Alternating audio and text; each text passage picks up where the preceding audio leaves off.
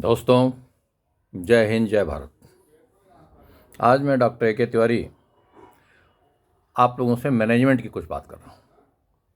Management, आप सभी पढ़े लिखे लोग जानते हैं कि मैनेजमेंट क्या होता है। आप लोगों में से प्रायः लोग MBA किए हुए होंगे, मास्टर ऑफ बिजनेस एडमिनिस्ट्रेशन। हाँ, लेकिन बिजनेस एडमिनिस्ट्रेशन में जो सबसे बड़ी चीज़ है वो है मैनेजमेंट। अब मैनेजमेंट आपकी फैमिली का मैनेजमेंट भी होता है, आपका पर्सनल मैनेजमेंट भी होता है कि आपका स्वयं का चरित्र क्या है, आपकी स्वयं की दिनचर्या क्या है, आप स्वयं की सोच क्या है, अपनी बुद्धि और मन पर नियंत्रण रखना, यह भी एक मैनेजमेंट है। अपने परिवार के हर व्यक्ति पर किस प्रकार से नियंत्रण रखा जाए, यह भी एक मैनेजमेंट है।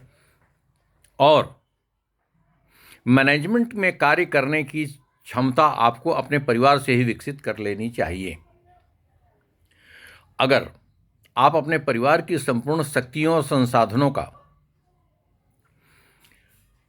आकलन नहीं कर पा रहे हैं तो उसका सही उपयोग नहीं कर पाएंगे। आकलन, भाई, चूहे से आप खरगोश के बराबर का वजन तो नहीं उठवा सकते, और खरगोश से बैल के बराबर का वजन नहीं उठवा सकते।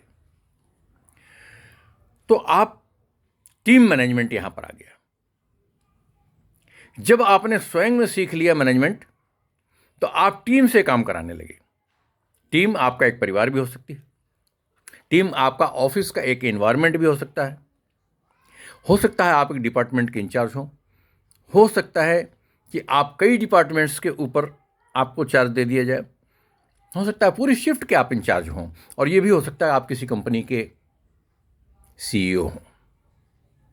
द बेसिक थिंग इज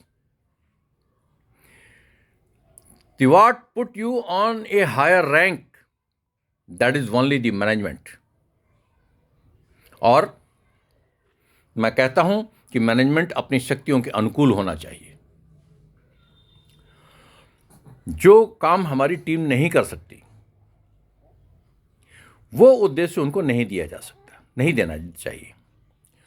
और जो वो कर सकते हैं, उससे थोड़ा कठिन काम तो उनको अवश्य दिया जाना चाहिए, थोड़ा अधिक। अब आप देखिए, टीम मैनेजमेंट के उदाहरण मैं अक्सर श्री रामचरितमानस का जिक्र कर दिया करता हूं। भगवान राम ने गुह्य को गले लगाया, केवट को गले लगाया, वानर राज सुग्रीव की रक्षा में उद्वत हनुमान जी को गले लगाया। क्यों? कि उनके साथ समूह था। ज्ञानिना नाम अग्रगण्यम सकल गुण निधानम वानराणामधीशम रघुपति प्रिय भक्तम वात जातम नमामि। कैसे हनुमान जी को नमन करते हैं आप? जो सकल गुणों से युक्त हैं और वानरों के धीश हैं, यानी एक पूरे समूह के मालिक हैं, स्वामी हैं, उसका संचालन उनके अनुकूल होता है? और उनमें संपूर्ण गुण भी हैं। गुण क्या है? दया, शील, क्षमा, वीरता, ज्ञान, विज्ञान, भक्ति, विनम्रता, और भगवान राम के चरणों में समर्पण भी। आप जिस किसी भी ऑर्गेनाइजेशन में काम करते हैं, चाहे वो एक छोटा परिवार हो या एक छोटी कंपनी हो या एक बहुत बड़ी मल्टीनेशनल कंपनी हो, उसमें आपकी श्रद्धा और समर्पण का बहुत बड़ा मूल्य है मेरे मित्रों। तभी भगवान राम का वरद हस्त आपके ऊपर आएगा और आप हनुमान जी की तरीके से ज्ञानिना नाम अग्रगण्यम, समस्त जो आपके उद्यम में जितने भी संस्थान में लोग होंगे, उनमें आप अग्रणी माने जाएंगे। हैं? तो मेरा कहने का मतलब, मैनेजमेंट का मतलब है कि जो नीचे टीम काम कर रही है वो आपके पूर्ण समर्थन में हो, डिवोशन में हो, आपके लिए कर गुजरने के जज्बे में हो। रावण के पास एक विशाल सेना थी, परंतु वह भय के कारण संगठित थी, और यहां भय के कारण संगठन नहीं था। यहां संगठन इस प्रकार था रामादल में कि प्रभु राम बहुत अच्छे आदमी हैं, मर्यादा पुरुष हैं, और हम लोगों को इनकी सेवा का अवसर मिला है, तो अपनी संपूर्ण शक्तियों से हम लोगों को योगदान देना है। दोस्तों, मैं भी किसी समय मैनेजर रहा हूं। आज मैं चिकित्सक हूं, पहले भी चिकित्सक था, लेकिन थोड़े समय में भटकाव आया था और मैंने उस दिशा में कार्य करने का प्रयास किया था। खैर, मैं अपनी टीम में हमेशा मैंने देखा, मैंने किसी को दंडित नहीं किया, मैंने किसी को परेशान नहीं किया। मैं सिर्फ ये कहता था, भाई देखो, फलां कंपनी के मैनेजर का नाम ऊपर चल रहा है, उसका प्रोडक्शन बहुत अच्छा जा रहा है, उसकी क्वालिटी बहुत अच्छी जा रही है, उसका नाम मार्केट में बहुत अच्छा है। क्या आप लोग ऐसा नहीं कर सकते? क्या वो मैनेजर कुछ करता है? नहीं करता, आप लोग करते हैं।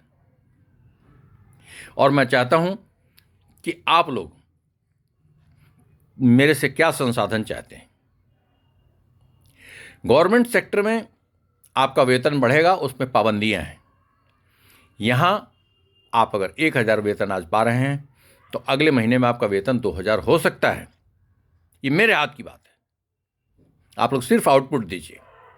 और चूंकि प्रोडक्शन कंपनी थी, सॉफ्टवेयर कंपनी नहीं थी, तो आपको क्या एडवांस में चाहिए जो आप अपनी बेस्ट परफॉर्मेंस दे सकें।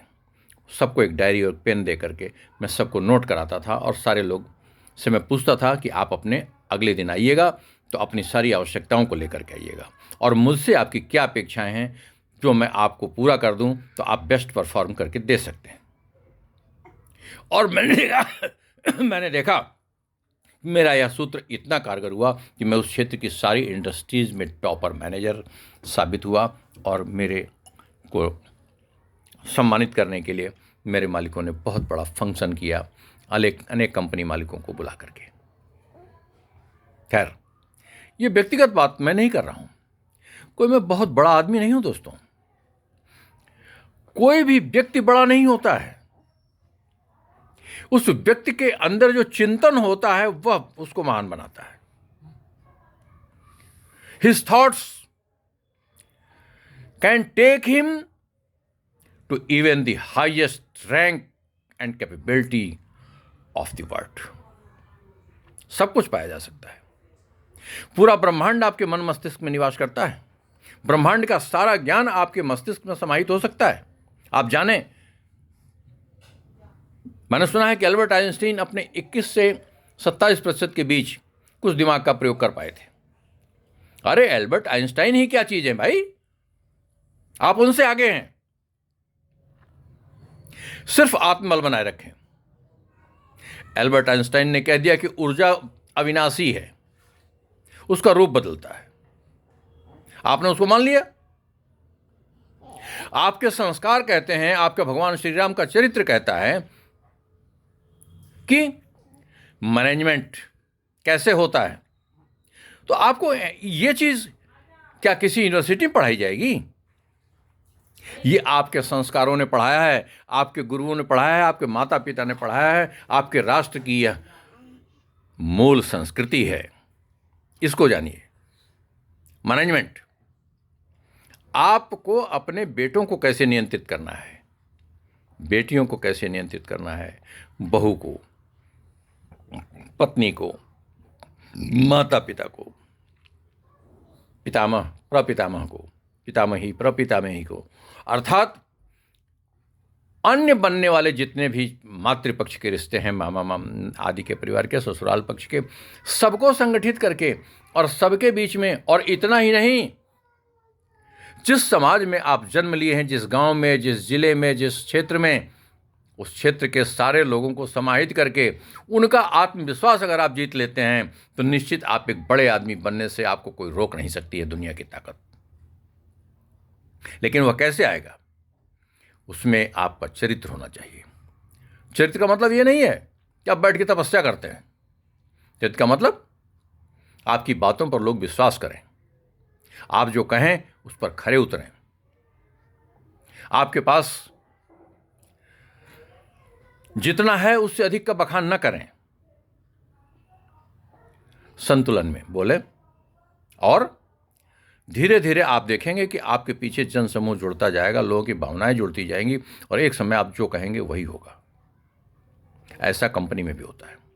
लेकिन एक चीज जानिए, जब सारे लोग आपके कहने के अनुसार चल रहे हैं, चाहे आपके ऑर्गेनाइजेशन में, तब भी आप ऑर्गेनाइजेशन से बड़े नहीं हैं, समाज से बड़े नहीं हैं दोस्तों।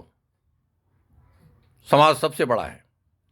और जब तक आप इस चीज को मानते रहेंगे कि आप समाज की वजह से हैं, तब तक आप आगे बढ़ते रहेंगे। आप अपने कंपनी के, अपने संगठन के, अपने संस्थान के कर्मचारियों की वजह से बड़े हैं, तो आप बड़े बने रहेंगे। जिस दिन आपको यह महसूस हो जाएगा कि आप अपने संपूर्ण संस्थान से बड़े हैं, उस दिन दो चीजें होंगी कि आप संस्थान से ऊपर उठ के काम करेंगे, तो संस्थान को आप थोड़ा छोटा तो कर सकते हैं अपने विचारों से, लेकिन यह भी निश्चित है कि आप मूल्यहीन भी हो जाएंगे। आपका अस्तित्व तो समाप्त हो जाएगा। संस्थान नहीं समाप्त होगा, संस्थान तो थोड़ा छोटा होकर फिर संभल जाएगा। आप जैसी प्रतिभा के अनेकों लोग संस्थान को मिलते रहेंगे। मैनेजमेंट का मतलब है कि नीचे के लोगों का आपके प्रति डिवोशन हो, प्रताड़ित करके, भय से, उनसे ज़्यादा काम लेकर के, इस प्रकार से काम ज़्यादा लेना है, लेकिन प्रेम पूर्वक। उस नीति को जानना, यही मैनेजमेंट है। और आज मैं सिर्फ इतना ही बोलने के लिए आया हूं मित्रों। मैं अज्ञानी हूं, मैं कोई मैनेजमेंट का टीचर नहीं हूं, मैं चिकित्सक हूं, डॉक्टर हूं, और मैंने ये सब कुछ जितना सीखा है अपने आप से सीखा है। जिंदगी आदमी सीखना ही शुरू करता है 60 वर्ष के बाद, उसमें अंतः ज्ञान तभी उत्पन्न होता है। लेकिन मेरे मित्रों, जिनमें यह अभ्यास बचपन से डाला जाता है, वो 20, 25, 14, 17 वर्ष की तरुणाई में आकर के भगवान राम की तरीके से मैनेजमेंट का एक उदाहरण और कीर्तिमान विश्व में स्थापित कर दिया करते हैं, जो माता पिता और गुरुजनों के वचनों का पालन करते हैं और संस्कृति और संस्कार से जुड़े रहते हैं। 16 वर्ष की अवस्था में भगवान राम ने अपना जीवन प्रारंभ किया और वहाँ वनवास करते हुए उन्होंने किस प्रकार से लंका फतह किया, यानी एक बहुत बड़े टारगेट को विन किया।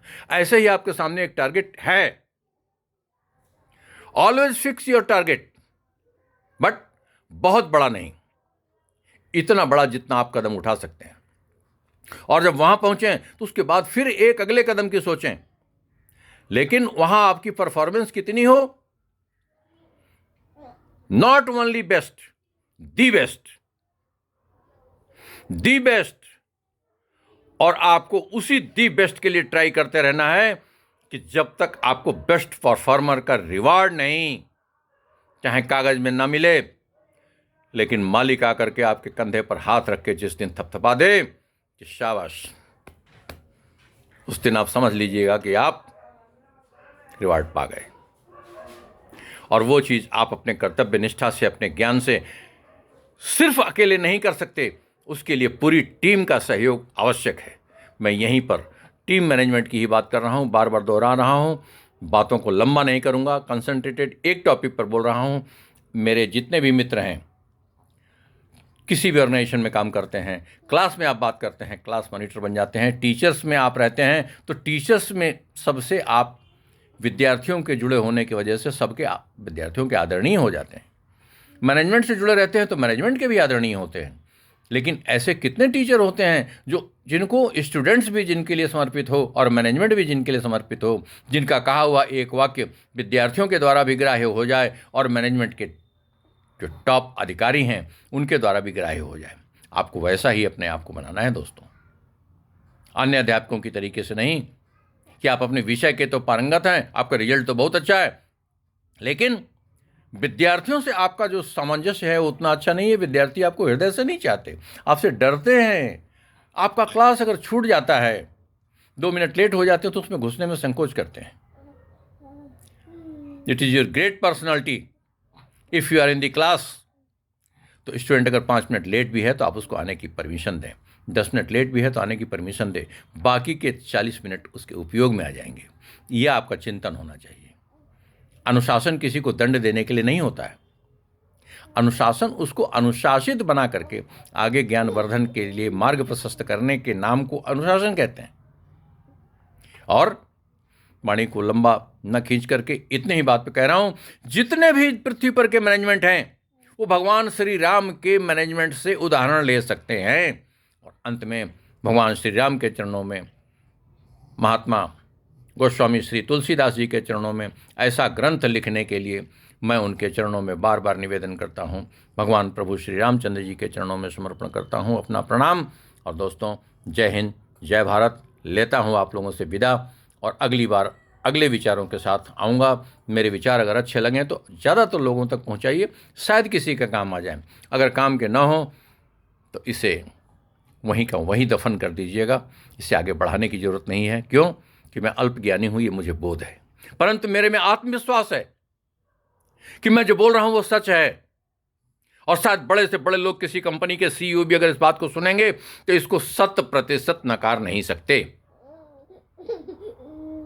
उन्हें कुछ न कुछ अंक तो देने ही पड़ेंगे। और अगर इसी तरीके से आप में क्षमता विकसित हो गई तो आज 20% पाएंगे, कल 25% पाएंगे, एक दिन आप 100% पाएंगे। दोस्तों, जय हिंद, जय भारत।